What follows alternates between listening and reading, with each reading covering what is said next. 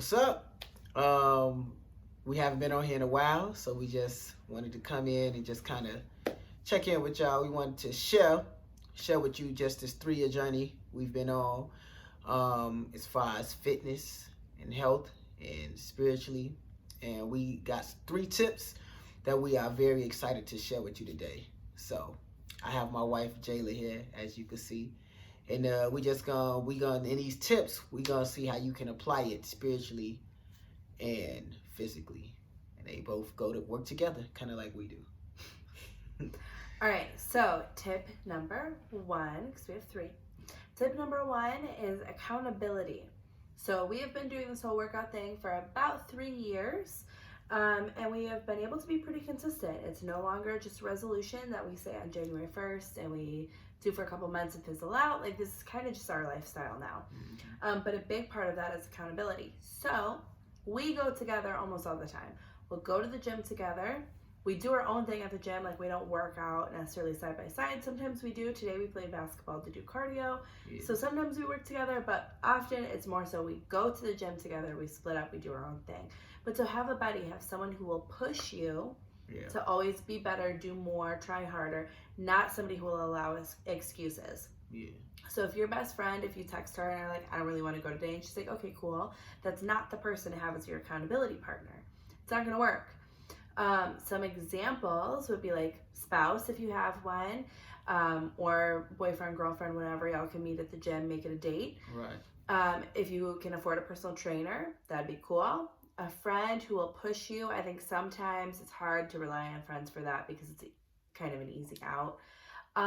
If those things aren't available to you, use social media. Like, I'll check it on my Instagram, like as I'm walking into the gym, like, hey, we're here, blah, blah, blah.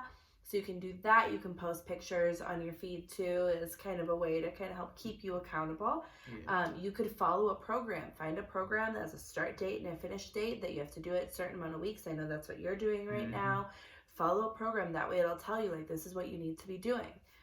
Or you can always find a group like on Facebook or on Instagram, or maybe there's something local to you that you can find a group that will help kind of give you some support and make sure that you're going, push you, help keep you accountable during that time. Yeah.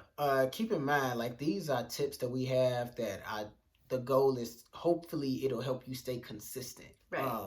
Right. I mean, that's the one thing we're focused on. So, spiritually, how does that tie in? Kind of like the same thing. Accountability is very, very important in our spiritual welfare.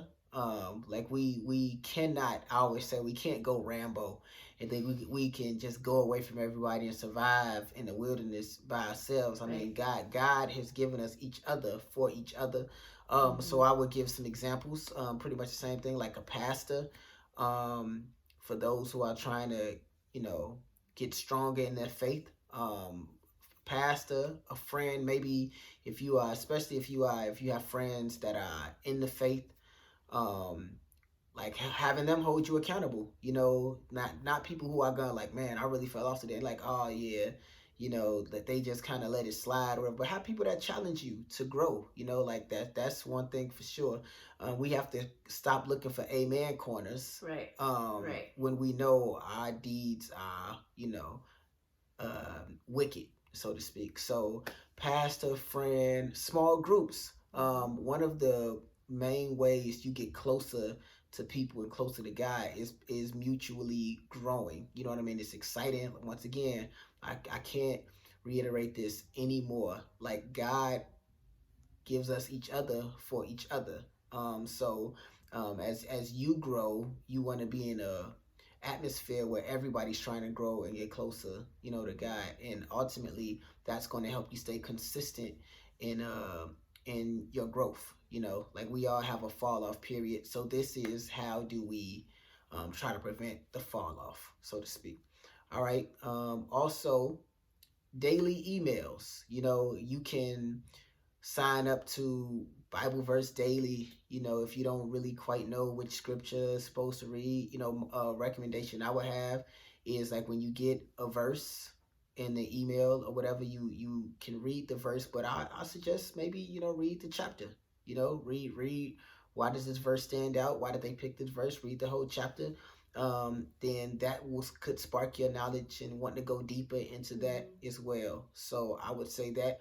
And just like she said, Facebook groups. Also be careful. Social media can be can be kind of wicked at times, but um, ask around, search for Facebook groups of people who are striving to grow closer to God. Maybe your church may have like a Facebook group, or they may have like Bible study groups. Those are some things that I would definitely suggest as far as trying to stay consistent. And like I said, the same thing. Accountability is very important in consistency because, like I say, we can be entrapped by our own freedom. But that's what I would say. So tip number 2 is you want to be realistic. So that's with goals, but also with other things. So with your goals, you want to make sure that you set small goals that ultimately lead up to a big goal. If you just have one big goal, let's just say it's like lose 50 pounds in a month, that's not going to happen. If you don't meet it, you'll get discouraged. But if your goal is I want to lose 50 pounds, okay, what's a small goal that can lead up to that? Well, I want to work out 3 times this week. Great. Maybe next week you have it be 4 times. Maybe the next goal is I want to hit 10 pounds. And then after, so your goals can build all to be going towards one big goal. That way you kind of stay on track and it's motivating to meet all these little goals. Yeah. Along with that is you want to allow your goals to grow with you. So maybe your original goal is you want to run 10 miles and you realize you hate running. So you get to a certain point and you're like, you know what? I don't want to run anymore. I want my cardio to be more so cycling. It's okay to scrap a goal and come up with a new goal that will allow you to help do that. But you don't want to do that every other week, right? Like give your goals an adequate amount of time to be able to really build up to that.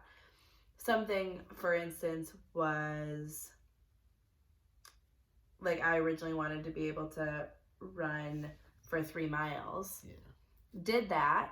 And now I'm like, okay, I want to do 10. So even though I met my goal, I'm still going to continue to do so. I'm allowing my goal to grow with me. But there's been other ones where I decided, you know what, I don't feel like this is benefiting me anymore. So if your goal is to do yoga every single day and you do it for a while, but then you're like, honestly, I feel like I need to do more. It's okay to say, you know what, this goal is no longer serving me. I'm not going to do yoga anymore. Now I'm going to do this.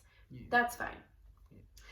Make sure that you're setting realistic days and times for you to work out. If you put it in your schedule, so if you say every morning before work at 8 a.m., I'm going to go to the gym. If you put it in your schedule, like physically put it in your calendar, that's going to keep you accountable. But then also make sure you're realistic about that. If you say, I'm going to go to the gym every single day for 3 hours, but that's not realistic with your schedule, it's not going to work out. You're not going to meet your goals. You're going to be disappointed.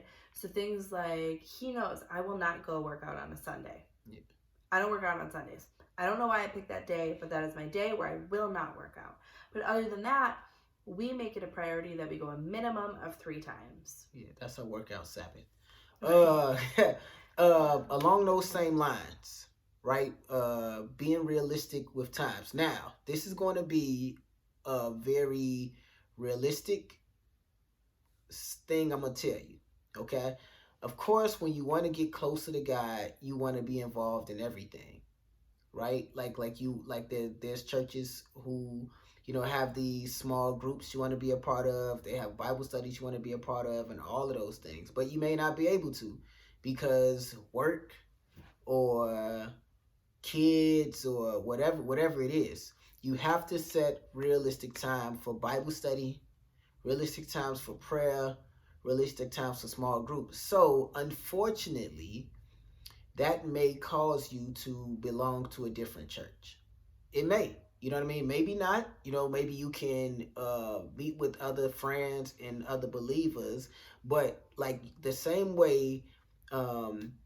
as Jayla was saying, the same way you have to make sure that your workout times are realistic. Like if you're not a morning person, you probably can't have a 6 a.m. You probably shouldn't sign up for a 6 a.m.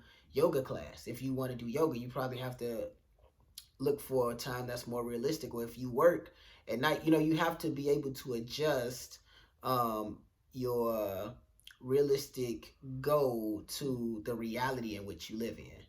So I would just say spiritually, look for churches, or even if it's not church, look for small groups in other churches, you know what I mean, that you can still belong and attend to your church, but look for small groups in other churches that have Bible studies, or that they may be reading through different spiritual books, and put it in your schedule. Make it a non-negotiable for yourself, but be realistic about the time in which you have, because as soon as you give yourself you make unrealistic expectations for yourself that you won't make, you will fall off. It will prevent you from being consistent, because you never had an opportunity to make that a reality anyway. So be able to adapt your goals to your reality. Okay, so I would definitely say set realistic times where you can have devotions, realistic times where you can do Bible studies, realistic times, those times a day in which you can. Now, this isn't saying that you have an excuse not to do those things because your life is busy. You do have to make a sacrifice and make a choice. But starting off, it's important to be realistic about where you are in life, and that can prevent you from falling off or not being consistent. All right, tip number 3 is patience.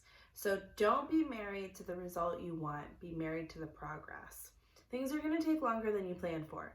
They just will. They always do in life. Whatever it is that your goal is, whether it's physical, spiritual, financial, whatever it is, things always take longer because things are going to happen. You might get sick and not be able to go to the gym for a week or whatever. So don't focus so much on one specific thing. For example, if you're trying to lose weight, don't focus so much on what the number on the scale says. Yes, you might have a goal that you want to, I'll just keep the same, lose 50 pounds. Great, that's fine. But if you only look at the scale and every single day you focus on the scale and it's not at 50 pounds, not at 50 pounds, not at 50 pounds, it's going to be really discouraging. Instead, try to look for other things. Maybe you're losing inches. Maybe you're gaining strength. Maybe you have more energy. Maybe you have more endurance.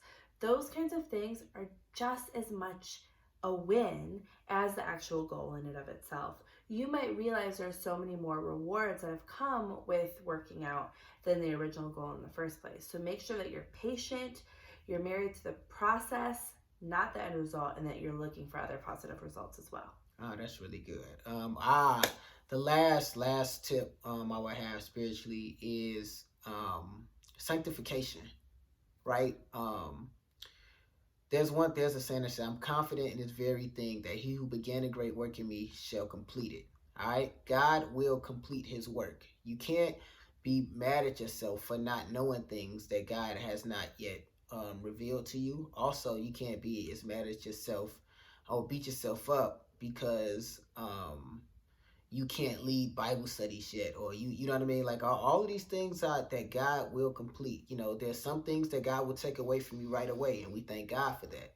We aren't, like, once again, this isn't an excuse for sin, but there is a process in which God will complete in His appointed time. You know what I mean? And we can be confident in that.